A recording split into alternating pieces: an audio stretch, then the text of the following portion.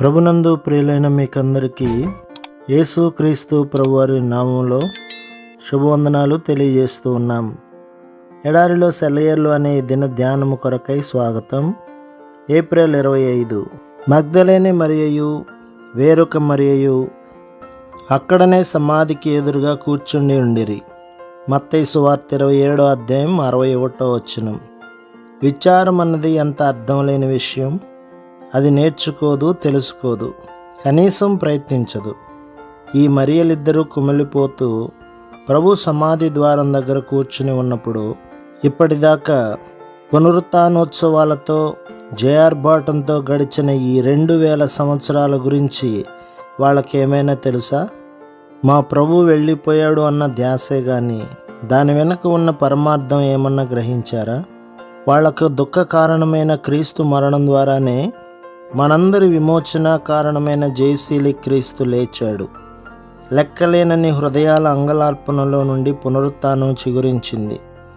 అయితే శోకోపహతులైన ఆ స్త్రీలు మరణ బీజాన్ని చూస్తున్నారు కానీ శాఖోపశాఖలుగా విస్తరించనున్న పునరుత్థానపు మొలకలను గమనించడం లేదు. యేసు స్వరం తాత్కాలికంగా మోగబోయింది తిరిగి 10 రెట్లు శక్తిగల పునరుజ్జీవనానికే.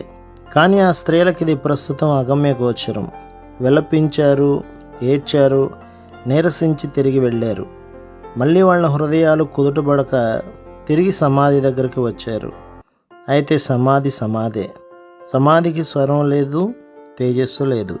మన జీవితాల్లోనూ ఇది అంతే. మనమంతా వనంలో సమాధిని ఆనుకొని దిగాలు పడి కూర్చుంటూ ఉంటాము. ఈ దుఃఖానికి ఉపశమనం లేదు. ఈ దుఃఖంలో ఏ ప్రయోజనమూ లేదు. దీని ద్వారా నాకు చేకూరే లాభమేమీ లేదు అనుకుంటూ ఉంటాము.